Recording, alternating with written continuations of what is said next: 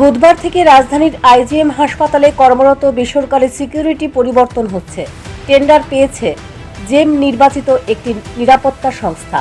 সেই কোম্পানির কর্মীরা নতুনভাবে দায়িত্ব গ্রহণ করবে। তবে বর্তমানে কর্মরত সিস কোম্পানির কর্মীদের আচমকা কাজ বন্ধ করে দেবার নির্দেশ দিতেই ক্ষোভ প্রকাশ করলেন এই নিরাপত্তা কর্মীরা। 6ই মার্চ নোটিশ দিয়ে বলেছে 12ই মার্চ থেকে অন্য কোম্পানি কাজ করবে। হাসপাতাল কর্তৃপক্ষের এই ভূমিকার তীব্র নিন্দা জানিয়েছেন এক কর্মী। কত বছর ধরে করতেছেন? 2017 থেকে এখনো কোম্পানি আইজিএম কাজ করছে। কি কারণে হঠাৎ পয়সা হয়েছে? এটা টেন্ডারের মাধ্যমে হয়েছে, ঠিক আছে, আমরা মানছি টেন্ডারে হয়েছে, অন্য কোম্পানির টেন্ডার হয়েছে, কিন্তু একটা নন ব্র্যান্ডেড কোম্পানির না দিয়ে একটা ব্র্যান্ডেড কোম্পানির না দিয়ে একটা নন ব্র্যান্ডেড কোম্পানির জ্যাম ওইটা তারা প্রসেসিংয়ে এটা দেওয়া হয়েছে। আমরা চাই, আমরা 8 বছর ধরে কাজ করছি, আমরা তো রেপুটেশন ভালো, তো আমরা সেম রেটে আমরা টেন্ডার জমা হয়েছে, তারা যে রেট দিয়েছে আমরাও সেম রেট দিচ্ছি।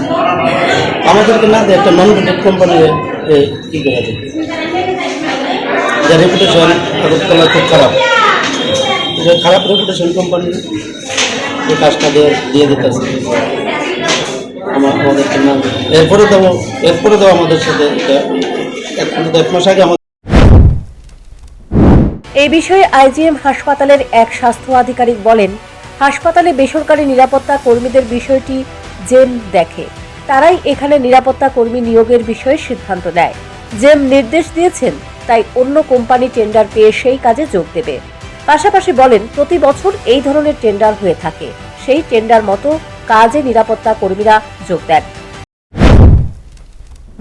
প্রথমে আমি আপনাকে স্বাগত জানাই, ধন্যবাদ জানাই এবং আমাকে বলার সুযোগ করে দেওয়ার জন্য।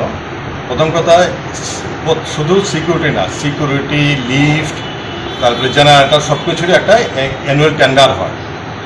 সেইভাবে সিকিউরিটি টেন্ডার হয়েছে। এই টেন্ডার হয়েছে থ্রো জ্যাম tender. This is not at all e-tender.